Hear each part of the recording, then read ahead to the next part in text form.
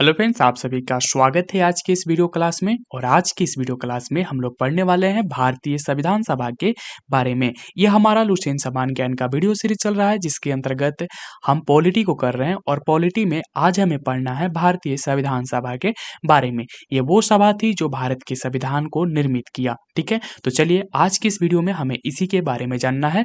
सबसे पहले शुरू करते हैं यहाँ से। कैबिनेट मिशन की संस्तुतियों के आधार पर भारतीय संविधान की निर्माण करने वाली संविधान सभा का गठन जुलाई 1946 ईस्वी में किया गया।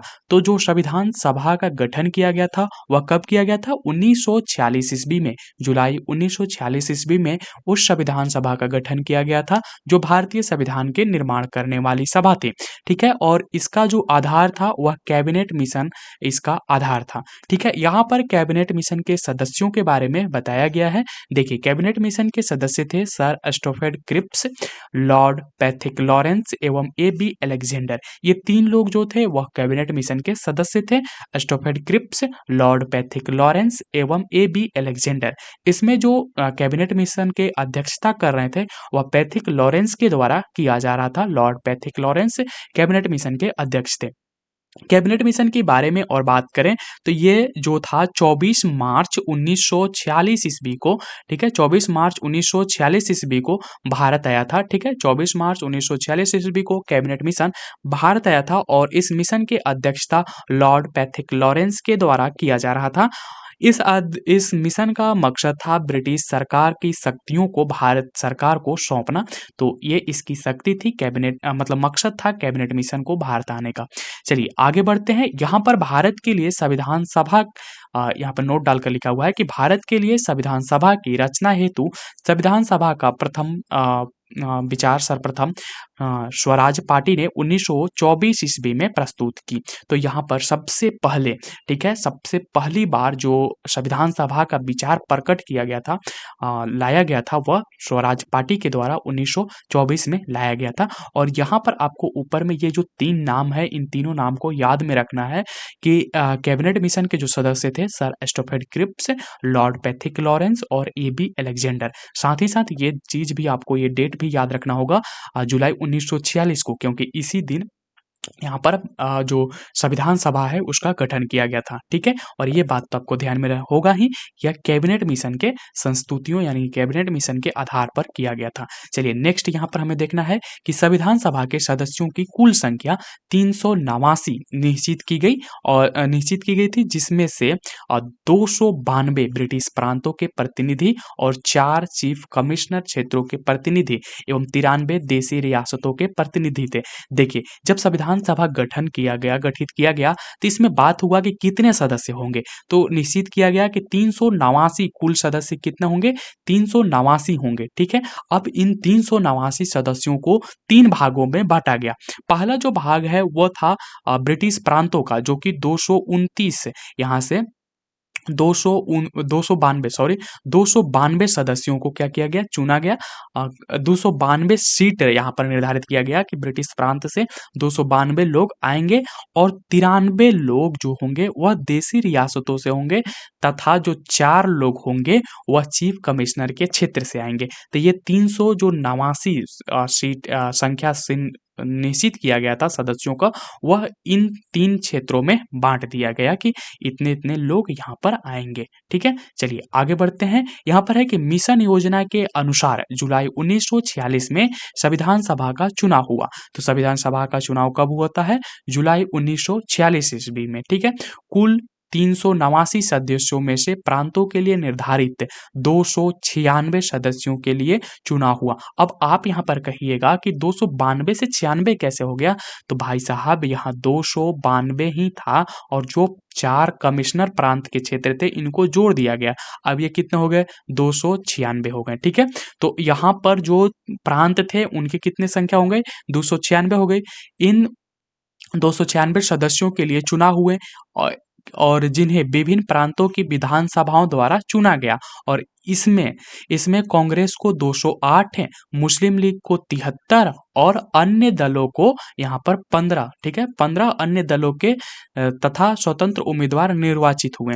ठीक है, तो यहाँ पर हम लोगों ने बात किया कि जो हमारा संविधान सभा के निर्माण के लिए 389 सदस्यों का क्या किया गया था, सदस्य को निर्धारित किया गया था, और इन 389 में से 296 जो है वह क्या हो गए, प्रांतों के सदस्य होंगे, 296 प्रांतों के सदस्य होंगे, जिसमें से 292 थे जो ब्रिटिश प्रांत था वो, और 4 चीफ कमिश्नर, तो ये 296 हो गए। 296 सदस्यों का यहाँ पर क्या होता है, चुनाव होता है, और ये चुनाव जो होता है विभिन्न प्रांतों की विधानसभाओं द्वारा चुना जाता है, जिसमें से अब इस 296 सीट में से जो 280 सीट है, ठीक है, 280 सीट जो है वह कांग्रेस जीतती है, 73 सीट यहाँ पर मुस्लिम लीग को जाता है, और 15 अन्य सदस्य यहाँ पर जीते हासिल करते हैं इन 296 सीटों में। ठीक है, चलिए नेक्स्ट आगे देखते हैं। 9 दिसंबर 1946 को संविधान सभा की प्रथम बैठक नई दिल्ली स्थित काउंसिल चेंबर के पुस्तकालय भवन में हुआ। तो यहाँ पर संविधान सभा की अगर प्रथम बैठक की बात की जाए तो यह 9 दिसंबर 1946 को हुआ। ठीक है, कब हुआ था प्रथम बैठक संविधान सभा की? 9 दिसंबर 1946 ईस्वी को। कहाँ पर हुआ था? नई दिल्ली में हुआ था। ठीक है, तो नई दिल्ली में इसका बैठक हुआ था। किस स्थान पर? तो काउंसिल चेंबर के पुस्तकालय भवन में यहाँ पर बैठक हुआ था। 9 दिसंबर 1946 ईस्वी को संविधान सभा की प्रथम बैठक नई दिल्ली में काउंसिल चेंबर के पुस्तकालय भवन में हुआ था। सभा के सबसे बुजुर्ग सदस्य डॉक्टर सच्चिदानंद सिन्हा को सभा का अस्थायी अध्यक्ष चुना गया। तो यहाँ पर जो हमारा संविधान सभा था, इस संविधान सभा के अस्थायी सदस्य के रूप में किसको चुना गया? तो वह थे डॉक्टर सच्चिदानंद सिन्हा, और ये भी बात बताया गया है कि ये सबसे बुजुर्ग व्यक्ति थे हमारे संविधान सभा के अंतर्गत। ठीक है, तो डॉक्टर सच्चिदानंद सिन्हा को अस्थायी सदस्य के रूप में चुना गया। ठीक है, और जो संविधान सभा का प्रथम बैठक 9 दिसंबर 1946 ईस्वी को हुआ था, ये बात भी आपको याद रखना है। इसी के साथ एक बात और याद रखना है कि मुस्लिम लीग ने इस बैठक का बहिष्कार किया और पाकिस्तान के लिए बिल्कुल अलग संविधान सभा की मांग प्रारंभ कर दी।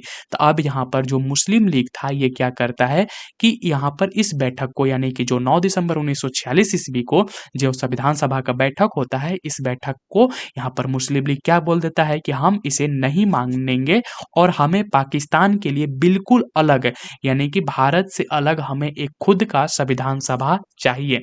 ठीक है, तो ये मांग मुस्लिम लीग ने यहाँ पर करता है और साथ ही साथ बहिष्कार कर देता है। तो यहाँ पर हमें जो चीजें याद रखनी है उसे देखिए यहाँ पर हमें याद रखना है कि जो संविधान सभा की प्रथम बैठक 9 दिसंबर 1946 ईस्वी को दिल्ली के काउंसिल चेंबर के पुस्तकालय में होता है, और यहाँ पर अस्थायी अध्यक्ष के रूप में चुना जाता है डॉक्टर सच्चिदानंद सिन्हा को। तो इतनी बात हमें यहाँ पर ध्यान में रखना है, और ये बात तो आपको याद ही रहेगा कि मुस्लिम लीग ने इस संविधान सभा का क्या किया, बहिष्कार किया, और वह अलग मांग करता है पाकिस्तान के लिए एक अलग संविधान सभा का। ठीक है, चलिए यहाँ पर नोट डालकर लिखा हुआ है कि हैदराबाद एक ऐसी देसी रियासत थी जिसके प्रतिनिधि संविधान सभा में सम्मिलित नहीं हुए। तो ये हैदराबाद के बारे में बताया जा रहा है आपको कि ये नोट डालकर आपको ध्यान में रखना होगा कि ये ऐसी देसी रियासत थी जिसके प्रतिनिधि क्या थे, संविधान सभा में सम्मिलित नहीं हुए थे। चलिए आगे देखते हैं। यहाँ पर है प्रांतों या देसी रियासतों को उनकी जनसंख्या के अनुपात में संविधान सभा में प्रतिनिधित्व दिया गया था। साधारणतः 10 लाख की आबादी पर एक स्थान पर आवंटन किया गया था। तो जो यहाँ पर हम लोगों ने बात किया कि 296 प्रांतों के सदस्य चुने गए, तो इन लोगों का आखिर निर्धारण कैसे हुआ था, ये सीटों का निर्धारण कैसे हुआ था, सदस्यों का निर्धारण कैसे हुआ था? तो वो निर्धारण हुआ था जनसंख्या के अनुपात पर, और ये बात कही गई थी कि 10 लाख के आबादी पर यहाँ पर एक व्यक्ति का एक स्थान का आवंटन किया गया था। 10 लाख पर एक सीट कह सकते हैं हम, एक सदस्यों को मतलब चुनना था, इस तरह से।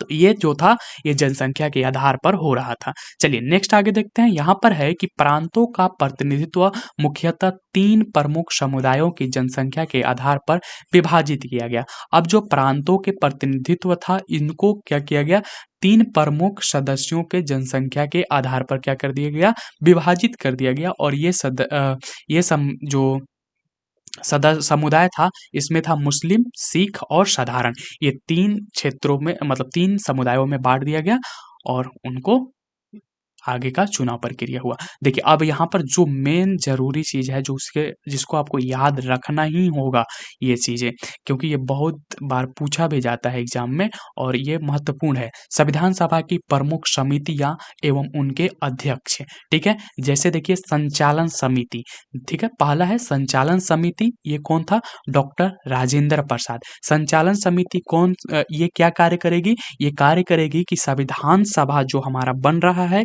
वह अपने लक्ष्यों और उद्देश्यों के साथ बने, ये सब चीज का संचालन करेगी, देख रेख करेगी ये समिति। और इसके अध्यक्ष कौन हुए? डॉक्टर राजेंद्र प्रसाद। तो संचालन समिति के अध्यक्ष कौन हुए? डॉक्टर राजेंद्र प्रसाद। आगे है कि संघीय संविधान समिति के जो अध्यक्ष हुए वह है पंडित जवाहरलाल नेहरू, ठीक है? तो संघीय संविधान समिति के अध्यक्ष पंडित जवाहरलाल नेहरू। वहीं प्रांतीय संविधान समिति के जो अध्यक्ष थे उनका नाम था सरदार वल्लभ भाई पटेल। तो यहाँ पर हम लोगों ने 3 नाम बात किए, संचालन समिति डॉक्टर राजेंद्र प्रसाद, संघीय संविधान समिति पंडित जवाहरलाल नेहरू और प्रांतीय संविधान समिति सरदार वल्लभ भाई पटेल। आगे देखते हैं प्रारूप समिति, ये तो सबसे महत्वपूर्ण है। प्रारूप समिति जो है वो डॉक्टर भीमराव अंबेडकर इसके अध्यक्ष थे प्रारूप समिति के, ठीक है?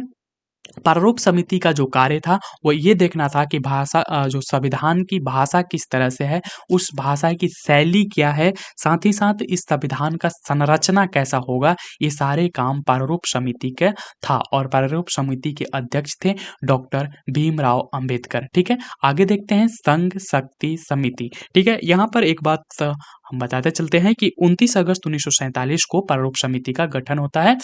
आगे यहाँ पर देखिए संघ शक्ति समिति, ठीक है? संघ शक्ति समिति के अध्यक्ष थे पंडित जवाहरलाल नेहरू, ठीक है? पंडित जवाहरलाल नेहरू, ठीक। आगे देखते हैं यहाँ पर मौलिक अधिकारों एवं अल्पसंख्यकों संबंधी परामर्श समिति के अध्यक्ष थे सरदार वल्लभ भाई पटेल। यानी कि लोगों को कैसा मौलिक अधिकार मिलेगा, कौन कौन से मौलिक अधिकार जरूरी हैं और उसमें क्या क्या चीजें होनी चाहिए, ये सभी चीजों को यहाँ पर देख रहे थे सरदार वल्लभ भाई।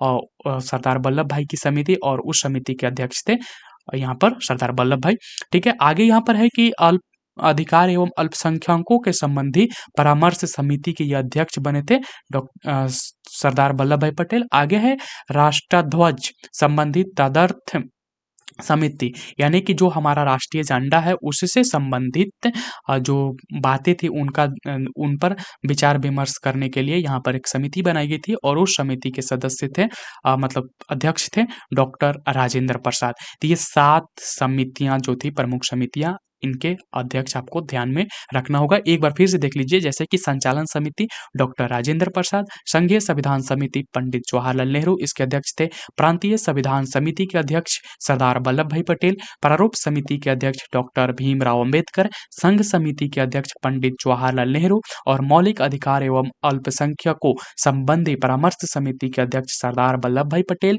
और राष्ट्रीय ध्वज संबंधी तदर्थ समिति के अध्यक्ष डॉक्टर राजेंद्र प्रसाद, ठीक है? यहाँ पर देखिए नोट डालकर लिखा हुआ है कि मौलिक अधिकारों एवं अल्पसंख्यकों संबंधी परामर्श समिति की 2 उप समितियां थी। तो यहाँ पर जिस समिति के अध्यक्ष डॉक्टर सरदार वल्लभ भाई पटेल कर रहे थे, यानी कि मौलिक अधिकार एवं अल्पसंख्यकों संबंधी परामर्श समिति, इसकी 2 उप समितियां थी।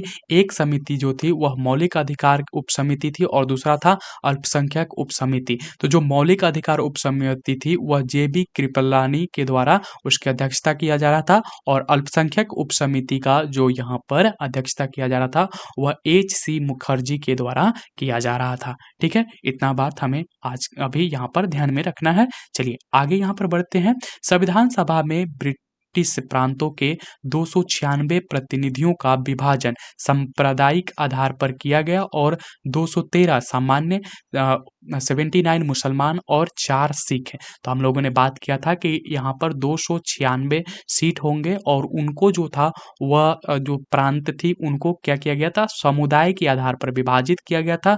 इसमें से 213 जो है सामान्य लोगों के लिए, 79 मुसलमान जीते और 4 सीट जो है सिख के द्वारा यहाँ पर किया गया। ठीक है, चलिए आगे देखते हैं। संविधान सभा के सदस्यों में अनुसूचित जनजाति के सदस्यों की संख्या 33 थी।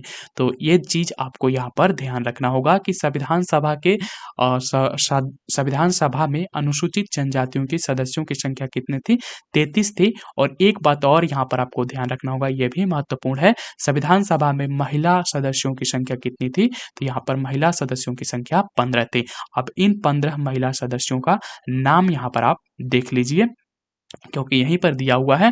तो सबसे पहले अम्मू स्वामीनाथन, ठीक है, दूसरा नाम है एनी मेस्करिन, ठीक है, एनी मेस्करिन, और तीसरा नाम है बेगम एजाज रसूल, ठीक है, तीसरा नाम बेगम एजाज रसूल, चौथा नाम दक्षियानी बेलियादून, और पांचवा नाम है जी दुर्गाबाई, और छठा नाम है हंसा मेहता, सातवां नाम है कमला चौधरी, आठवां नाम है लीला रे, और नावा नाम है मालती चौधरी, ठीक है, नावा नाम जो है मालती चौधरी, 10वां नाम है पूर्णिमा बनर्जी, और 11वां नाम है रेणुका राय, और 12वां यहाँ पर नाम है सरोजनी नायडू, और 13वां, ठीक है, सरोजनी नायडू के बाद यहाँ पर 13वां है राजकुमारी अमृत कौर, 14वां यहाँ पे सुचेता कृपलानी, और 15वां विजय लक्ष्मी पंडित। तो ये 15 महिला सदस्य थे जो भारतीय संविधान सभा में भाग लिए थे। इस चीज को आपको ध्यान में रखना होगा, नाम ना याद हो तब भी इतना याद तो आपको होना ही चाहिए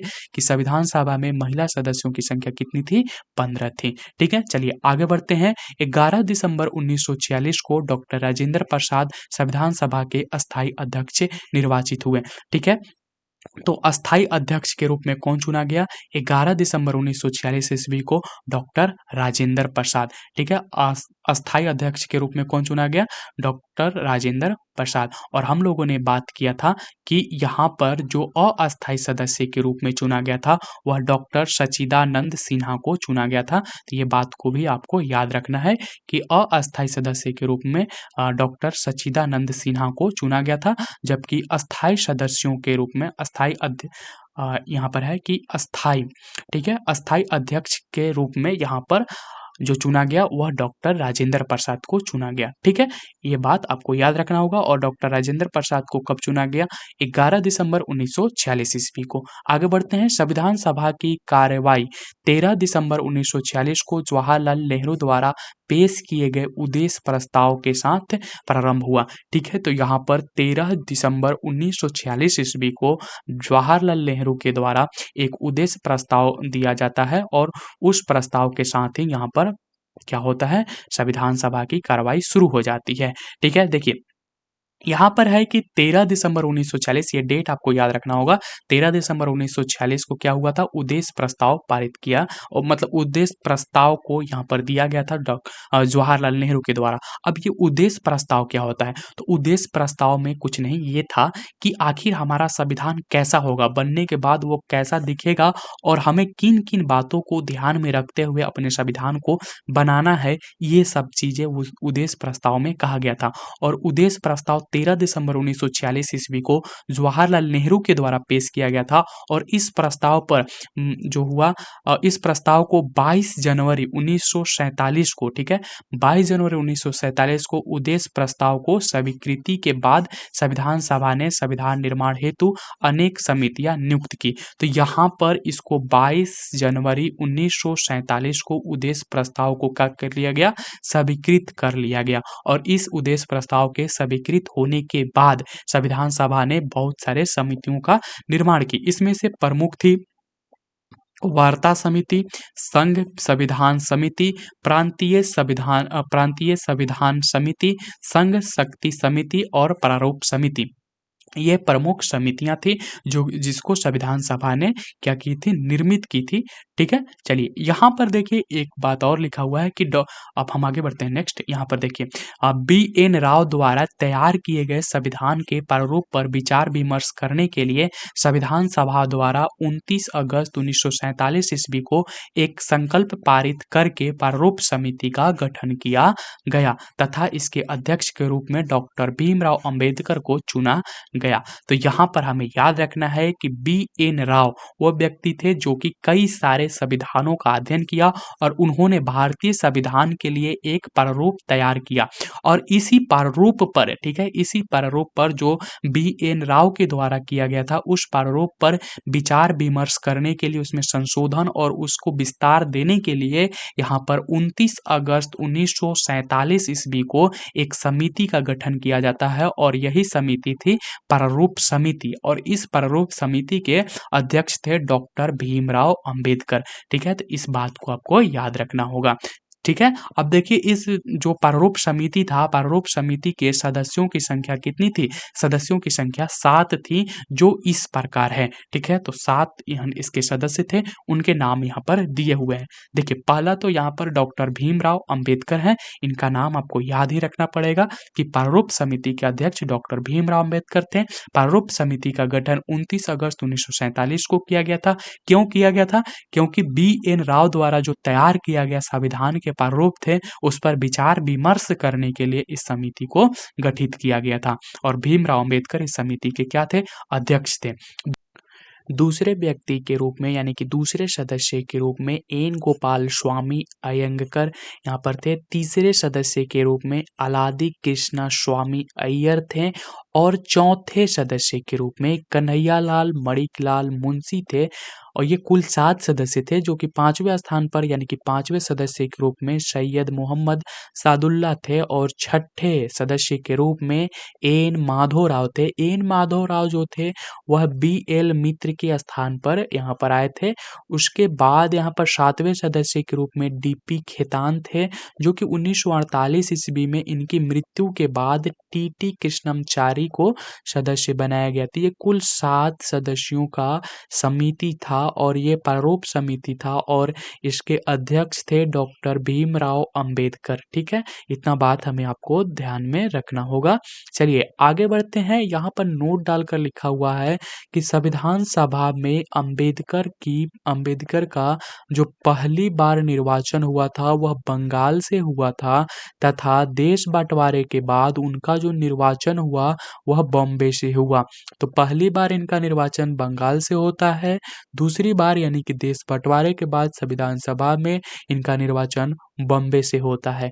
देखिए यहाँ पर आगे हमें देखना है कि 3 जून 1947 की योजना के अनुसार देश का बंटवारा हो जाने पर भारतीय संविधान सभा की कुल सदस्य संख्या 324 नियत की गई यानी कि 324 सुनिश्चित किया गया कि संविधान सभा में कुल सदस्यों की संख्या 324 होगी और 324 में से 235 जो स्थान होगा वह प्रांतों के लिए यहाँ पर निश्चित किया गया और जबकि 89 स्थान जो था वह देशी रियासतों के लिए किया गया। तो 3 जून 1947 की योजना, इसको हम लोग माउंटबेटन योजना के नाम से भी जानते हैं। ठीक है, माउंटबेटन योजना के नाम से भी हम इस योजना को जानते हैं या फिर 3 जून 1947 की योजना जो कि भारत पाकिस्तान विभाजन के लिए था। तो इस योजना के तहत यहाँ पर इस योजना के बाद बंटवारे हो जाने के बाद ये निश्चित की गई कि जो हमारा संविधान सभा होगा उसमें कुल 324 सदस्य होंगे और 235 जो स्थान होगा वह प्रांतों के लिए होगा और 89 स्थान जो होगा वह देशी रियासतों के लिए होगा। अब यहाँ पर एक बॉक्स बनाया हुआ है जिसमें लिखा हुआ है कैबिनेट मिशन 1945 के प्रस्ताव पर गठित अंतरिम मंत्रिमंडल 2 सितंबर 1946। तो यहाँ पर अंतरिम जो मंत्रिमंडल गठन किया गया था उसमें जो मंत्री थे और उनके द्वारा जो संभाले जा रहे विभाग थे उनके बारे में यहाँ पर बताया गया है। ठीक है, तो ये 2 सितंबर 1946 को यहाँ पर अंतरिम सरकार की गठन होती है जिसमें जवाहरलाल नेहरू जो थे वह कार्यकारी परिषद के उपाध्यक्ष थे और विदेशी मामले तथा राष्ट्रमंडल के विभाग को ये संभाल रहे थे, यानी कि विदेशी मामले को, राष्ट्रमंडल की मामला, ये सारी चीज जो थी वह जवाहरलाल नेहरू के द्वारा संभाला जा रहा था। नेक्स्ट यहाँ पर वल्लभ भाई पटेल थे। वल्लभ भाई पटेल गृह विभाग, सूचना एवं प्रसार विभाग को संभाल रहे थे। ठीक है, तो सूचना तथा प्रसार विभाग तथा गृह विभाग को वल्लभ भाई पटेल संभाल रहे थे अंतरिम मंत्रिमंडल के अंतर्गत। दूसरा यहाँ पर है बालदेव सिंह। बलदेव सिंह जो थे वह रक्षा विभाग को संभाल रहे थे। जॉन मथाई जो थे उद्योग तथा आपूर्ति को संभाल रहे थे। जॉन मथाई क्या संभाल रहे थे? उद्योग तथा आपूर्ति विभाग को संभाल रहे थे। सी राजगोपालाचारी जो थे वह शिक्षा विभाग को संभाल रहे थे। शिक्षा विभाग को सी राजगोपालाचारी। सी एच भाभा जो थे वह कार्य एवं खनन एवं बंदरगाह विभाग को संभाल रहे थे। कार्य, खनन एवं बंदरगाह विभाग को सी एच भाभा के द्वारा संभाला जा रहा था, यानी कि नेतृत्व प्रदान किया जा रहा था। राजेंद्र प्रसाद खाद्य एवं कृषि विभाग को संभाल रहे थे। वहीं पर आसफ अली जो थे वह रेलवे विभाग को संभाल रहे थे और जगजीवन राम जो थे वह श्रम विभाग को संभाल रहे थे। देखिए यहाँ पर मंत्रिमंडल में शामिल हुए मुस्लिम सदस्य जो थे वो 5 थे और ये जो थे 26 अक्टूबर 1946 को ये शामिल होते हैं 5 सदस्य, और उसमें से थे लियाकत अली खां, ये वित्त विभाग को संभाल रहे थे। आई चुंदरीगर जो थे वह वाणिज्य को संभाल रहे थे। वहीं पर अब्दुल रब नस्तर जो थे वह संचार विभाग को संभाल रहे थे। जोगेंद्र नाथ मंडल वो थे विधि विभाग को संभाल रहे थे और गजांतर अली खां जो थे वह स्वास्थ्य विभाग को संभाल रहे थे। तो ये 5 जो लोग थे ये मुस्लिम लीग के सदस्य थे, जो कि मुस्लिम लीग एक अलग पार्टी थी। ठीक है, तो यहाँ पर मुस्लिम लीग से ये 5 सदस्य थे। ठीक है, चलिए नेक्स्ट आगे हमें यहाँ पर अब आगे देखना है। तो यहाँ पर है कि देश विभाजन के बाद संविधान सभा का पुनर्गठन 31 अक्टूबर 1947 को किया गया, यानी कि संविधान सभा का पुनर्गठन कब किया गया? 31 अक्टूबर 1947 को। और शुरू में हम लोग कब देखे थे, बात किए थे जुलाई 1946 को। ठीक है, और संविधान सभा को पुनः गठित कब किया गया? 31 अक्टूबर 1947 को। और 31 दिसंबर 1947 को संविधान सभा के सदस्यों की कुल संख्या 299 थी। ठीक है, तो 1947 को, ठीक है, 31 दिसंबर 1947 को संविधान सभा के सदस्यों की कुल संख्या कितनी थी? 299 थी, जिसमें प्रांतीय सदस्यों की संख्या 229 एवं देशी रियासतों की संख्या कितना थी? 70 थी। तो ये 31 दिसंबर 1947 की बात हो रही है। उस समय संविधान सभा के कुल सदस्यों की संख्या कितनी थी? 299 थी, जिसमें से प्रांतीय सदस्यों की संख्या 229 थी और देशी रियासतों की संख्या 70 थी। ठीक है, तो ये हम लोगों ने यहाँ पर देखा कि देश विभाजन के बाद संविधान सभा का जो पुनर्गठन होता है वह 31 अक्टूबर 1947 को किया जाता है। चलिए यहाँ पर हम लोगों ने बात किया था प्रारूप समिति के बारे में, जो कि भीमराव अंबेडकर उसके अध्यक्ष थे। तो यहाँ पर प्रारूप समिति ने संविधान के प्रारूप पर विचार विमर्श करने के बाद 21 फरवरी 1948 को संविधान सभा को अपने रिपोर्ट पेश की। तो अब यहाँ पर प्रारूप समिति जो था वो जो संविधान का प्रारूप था उसका अध्ययन किया और उसमें जो बदलाव करने थे, जो सुझाव थे, उन सबको तैयार करके यहाँ पर विचार विमर्श करने के बाद 21 फरवरी 1948 को संविधान सभा को अपनी रिपोर्ट पेश करती है। तो ये डेट भी आपको याद रखना होगा, 21 फरवरी 1948। ठीक है, 21 फरवरी 1948 को जो प्रारूप समिति था वो अपना रिपोर्ट पेश करता है और प्रारूप समिति का जो गठन हुआ था 29 अगस्त 1947 को हुआ था। ये डेट भी आपको ध्यान में रखना होगा। चलिए नेक्स्ट आगे देखते हैं। यहाँ पर है कि संविधान सभा में संविधान का प्रथम वाचन 4 नवंबर से 9 नवंबर 1948 तक चला। तो यहाँ पर 3 वाचन होते हैं। पहला वाचन जो था वह 4 नवंबर से 9 नवंबर 1948 के बीच होता है।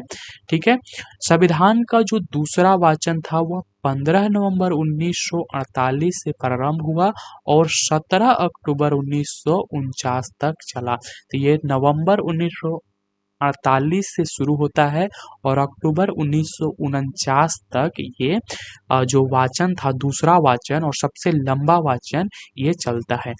ठीक है, संविधान सभा में संविधान का तीसरा वाचन जो था वह 14 नवंबर 1949 ईस्वी से प्रारंभ हुआ और 26 नवंबर 1949 ईस्वी तक चला और संविधान सभा द्वारा संविधान को पारित कर दिया गया। ठीक है, देखिए यहाँ पर हम लोगों ने देखा कि जो संविधान सभा थी वह 3 वाचन करती है। वाचन का मतलब है कि जो नियम बनाए गए थे, जो यहाँ पर प्रावधान किए गए थे, जो अनुच्छेद थे, जो नियमें थी, उन पर सभी लोग चर्चाएं कर रहे थे और ये 3 टर्म में चर्चा होती है। प्रथम जो वाचन था वह 4 नवंबर से 9 नवंबर के बीच होता है। दूसरा जो वाचन होता है वह 15 नवंबर 1948 से लेकर 17 अक्टूबर 1949 के बीच होता है और तीसरा जो वाचन होता है वह 14 नवंबर 1949 को, यहाँ पर तीसरा वाचन 14 नवंबर 1949 को होता है, प्रारंभ होता है और 26 नवंबर 1949 तक ये तीसरा वाचन चलता है और संविधान सभा द्वारा संविधान को यहाँ पर पारित कर दिया गया। इस समय संविधान सभा के 284 सदस्य उपस्थित थे। ठीक है, तो ये भी ध्यान रखना है कि 284 सदस्य उस समय उपस्थित थे। तो हम लोगों ने यहाँ पर देखा कि जो संविधान सभा थी वह 3 वाचन करती है, जिसमें से दूसरा वाचन सबसे ज्यादा टाइम के लिए किया जाता है। अब देखिए यहाँ पर स्वतंत्र भारत का जो पहला मंत्रिमंडल था 1947, उसमें एक तरफ मंत्री और दूसरे तरफ विभाग, जिस तरह से हम लोगों ने अंतरिम मंत्रिमंडल में देखा था, उसी तरह से यहाँ पर जवाहरलाल नेहरू प्रधानमंत्री बन जाते हैं। ठीक है, प्रधानमंत्री राष्ट्रमंडल एवं विदेशी मामला तथा वैज्ञानिक शोध विभाग को ये संभालना शुरू कर देते हैं और प्रधानमंत्री के पद पर यहाँ पर बनते हैं जवाहरलाल नेहरू। उसके बाद सरदार वल्लभ भाई पटेल गृह, सूचना एवं प्रसारण विभाग को ये संभालते हैं तथा राज्य के मामलों वाली जो विभाग होती है उसे भी सरदार वल्लभ भाई संभालते हैं। डॉक्टर राजेंद्र प्रसाद खाद्य एवं कृषि विभाग को संभाल रहे हैं और मौलाना अबुल कलाम आजाद जो थे अब वो शिक्षा विभाग को संभाल रहे हैं। ठीक है, मौलाना अबुल कलाम आजाद। ठीक है, डॉक्टर जॉन मथाई जो हैं वह रेलवे एवं परिवहन को अब संभालेंगे और डॉक्टर भीमराव अंबेडकर यहाँ पर विधि विभाग को संभाल रहे हैं। डॉक्टर भीमराव अंबेडकर, तो यहाँ पर पूछा जाएगा ये सवाल कि स्वतंत्र भारत का पहला मंत्रिमंडल में भीमराव अंबेडकर किस विभाग को संभाल रहे थे, तो विधि विभाग को संभाल रहे थे। जगजीवन राम श्रम विभाग को संभाल रहे थे। वहीं पर सरदार बलदेव सिंह जो थे वह रक्षा विभाग को संभाल रहे थे। राजकुमारी अमृत कौर स्वास्थ्य विभाग को संभाल रही थी, ये महत्वपूर्ण है, राजकुमारी अमृत कौर। ठीक है, उसके बाद आता है C.H. भाभा। C.H. भाभा जो है वह वाणिज्यिक विभाग को संभाल रहे थे, वाणिज्य विभाग को। उसके बाद रफ़ी अहमद किदवई जो है वह संचार विभाग को संभाल रहे हैं। ठीक है, उसके बाद आर के षणमुगम सेठी जो है वह वित्त विभाग को संभाल रहे हैं। आर के षणमुगम सेठी जो है वह वित्त विभाग को संभालेंगे। उसके बाद यहाँ पर डॉक्टर श्यामा प्रसाद मुखर्जी उद्योग एवं आपूर्ति विभाग को संभाल रहे हैं। डॉक्टर श्यामा प्रसाद मुखर्जी उद्योग एवं आपूर्ति विभाग को। B.N. गडगिल जो है वह कार्य, खान एवं ऊर्जा विभाग को संभाल रहे हैं। तो ये विभाग थी जो जिसकी संभाला जा रहा था स्वतंत्र भारत के पहले मंत्रिमंडल के द्वारा, जो कि 1947 में बनती है। अब यहाँ पर जो है कुछ संविधान से संबंधित जो महत्वपूर्ण फैक्ट हैं वो दिए हुए हैं, जैसे कि संविधान निर्माण की प्रक्रिया में 2 वर्ष 11 महीने और 18 दिन का समय लगता है। ठीक है, तो संविधान निर्माण में कुल कितना टाइम लगता है, 2 वर्ष 11 महीने 18 दिन का। ठीक है, 2 वर्ष 11 महीने 18 दिन, ये चीज याद रखना है। संविधान के प्रारूप पर कुल 114 दिन बहस हुई। जो संविधान की प्रारूप थी उस पर कुल कितने दिन बहस हुई, 114 दिन बहस होता है। और संविधान निर्माण कार्य में कुल मिलाकर जो लागत लगी थी वह यहाँ पर लिखा हुआ है कितना, 63,96,729 रुपया, ठीक है, 63,96,729 रुपया खर्च कर कर हम सबसे बेहतर संविधान मतलब यहाँ पर निर्मित कर रहे हैं।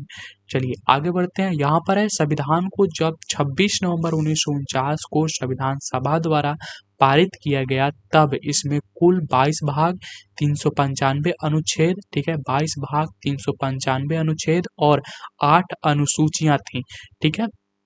लेकिन वर्तमान में संविधान में 22 भाग 395 अनुच्छेद और 12 अनुसूचियां है। लेकिन हम लोग बात करें आज की, अगर बात करें तो वर्तमान में यहाँ पर 470 अनुच्छेद हैं, ठीक है, 12 अनुसूचियां हैं और 25 भाग हैं, ठीक है। 25 भाग की अब संख्या कितना हो चुका है, 25 भाग है और 12 अनुसूचियां हैं, ठीक है, 12 अनुसूचियां हैं और अनुच्छेद कितने हैं, 470। वर्तमान में 470 अनुच्छेद, 12 अनुसूचियां और 25 भाग हैं हमारे संविधान में। इस चीज को आपको यहाँ पर ध्यान में रखना है। लेकिन जिस टाइम भारत का संविधान बना था उस टाइम भारतीय संविधान के 22 भाग थे, 395 अनुच्छेद थे और 8 अनुसूचियां थी। तो 22 भाग 395 अनुच्छेद और 8 अनुसूचियां तो कब थी, जब भारत का संविधान बना था, जब पारित हुआ था। तो भारतीय संविधान को 26 नवंबर 1949 को संविधान सभा द्वारा पारित किया गया, जिसमें 22 भाग 395 अनुच्छेद और 8 अनुसूचियां थीं। संविधान के कुल अनुच्छेदों में से 15 अर्थात यहाँ पर 15 अनुच्छेद जो थे, जो कि इस तरह से दिए हुए हैं 5, 6, 7, 8, 9, 60, 324, 366, 367, 379, 380, 388, 391 और 392 तथा 393, ये जितने भी 15 अनुच्छेद थे, इनको 26 नवंबर 1949 को ही परिवर्तित कर दिया गया, जबकि शेष अनुच्छेद को 26 जनवरी 1950 ईस्वी को लागू किया गया। तो जो संविधान था वह पूरी रूप से 26 जनवरी 1950 को लागू होता है, लेकिन जो संविधान की 15 अनुच्छेद महत्वपूर्ण अनुच्छेद थी वह 26 नवंबर 1949 से ही लागू हो जाती है और 26 नवंबर 1949 को ही जो संविधान सभा था वह संविधान को क्या करती है, पारित करती है। और उसी दिन से ये 15 अनुच्छेद जो कि यहाँ पर हम लोगों ने बात किया कौन कौन से हैं देख लीजिए, वो 15 अनुच्छेद जो थे वह 26 नवंबर 1949 को ही लागू हो जाते हैं और बाकी जो शेष संविधान था वह 26 जनवरी 1950 से लागू होता है। ठीक है, चलिए नेक्स्ट आगे देखते हैं। संविधान सभा की अंतिम बैठक 24 जनवरी 1950 को ही, तो जो संविधान सभा था उसका अंतिम बैठक कब होता है, 24 जनवरी 1950 ईस्वी को, ठीक है। और उसी दिन संविधान सभा के द्वारा डॉक्टर राजेंद्र प्रसाद को भारत का प्रथम राष्ट्रपति चुना गया। तो भारत के प्रथम राष्ट्रपति के रूप में डॉक्टर राजेंद्र प्रसाद को चुना जाता है 24 जनवरी 1950 की जो अंतिम बैठक थी संविधान सभा का, उसी के द्वारा, ठीक है। संविधान सभा 26 जनवरी 1950 से 1951-52 में हुए आम चुनाव के बाद बनने वाली नई संसद के निर्माण तक भारत की अंतरिम संसद के रूप में काम किया। तो जो संविधान सभा थी वह 26 जनवरी 1950 से लेकर 51-52 में जो आम चुनाव हुए थे उसके बाद, चुनावों के बाद बनने वाली नई संसद के निर्माण तक क्या हुआ, भारत की अंतरिम संसद के रूप में संविधान सभा ही काम कर रही थी, ठीक है। तो संविधान सभा अभी भी काम कर रही थी 26 जनवरी 1950 के बाद 1952 के चुनाव होने के बाद, ठीक है। तो वहाँ संविधान निर्माण तक, संसद निर्माण होने तक यहाँ पर क्या कर रही थी, अंतरिम संसद के रूप में कार्य कर रही थी जो संविधान सभा थी। चलिए आगे देखते हैं। संविधान सभा द्वारा कुछ अन्य कार्य भी किए गए थे, उन कार्यों को हम लोग यहाँ पर देख लेते हैं। पहला यहाँ पर कार्य किया था कि इसने मई 1949 में राष्ट्रमंडल में भारत की सदस्यता का सत्यापन किया। तो 1949 में, मई 1949 में यहाँ पर एक काम किया गया था संविधान सभा के द्वारा, वो था कि ये राष्ट्रमंडल में, ठीक है, राष्ट्रमंडल में भारत की सदस्यता का सत्यापन यहाँ पर किया था संविधान सभा ही। दूसरा, इसने 22 जुलाई 1947 को राष्ट्रीय ध्वज को अपनाया, तो संविधान सभा के द्वारा ही यहाँ पर 22 जुलाई 1947 को राष्ट्रीय ध्वज को अपनाया गया था। तो राष्ट्रीय ध्वज को कब अपनाया गया? 22 जुलाई 1947 को। ये चीज भी यहाँ पर ध्यान देने वाली बात है, ये भी इम्पोर्टेंट हो गया। चलिए आगे है कि इसने 24 जनवरी 1950 को राष्ट्रगान एवं 26 जनवरी 1950 को राष्ट्रगीत को अपनाया। तो 24 जनवरी 1950 को राष्ट्रगान को अपनाया और 26 जनवरी 1950 को राष्ट्रगीत को अपनाया। ये दो डेट भी यहाँ पर अब हमारे लिए महत्वपूर्ण है। चलिए यहाँ पर नोट डालकर लिखा हुआ है कि 26 जुलाई 1947 को गवर्नर जनरल ने पाकिस्तान के लिए पृथक संविधान सभा की स्थापना की घोषणा की। तो एक चीज और भी यहाँ पर पूछा जा सकता है कि पाकिस्तान के लिए पृथक संविधान सभा की स्थापना की घोषणा कब की गई? तो 26 जुलाई 1947 को। ठीक है, तो आज की इस वीडियो को हम यहीं पर समाप्त करेंगे, क्योंकि नेक्स्ट जो हमारी वीडियो आने वाली है वह भारतीय संविधान के ऊपर, भारतीय संविधान की उद्देशिका के ऊपर आने वाली है। ठीक है, यानी कि प्रस्तावना के ऊपर, और ये महत्वपूर्ण होगा अगला वीडियो। तो मिलते हैं हम लोग नेक्स्ट वीडियो में, जिसमें हम लोग प्रस्तावना के ऊपर बात करेंगे। ये हमारा लुसेंट सामान्य ज्ञान का वीडियो सीरीज चल रहा है। अगर अभी तक आप चैनल को सब्सक्राइब नहीं किए तो सब्सक्राइब जरूर से जरूर कर लीजिए। मिलते हैं नेक्स्ट वीडियो में, जिसमें हम लोग भारत की प्रस्तावना के बारे में पढ़ने वाले हैं।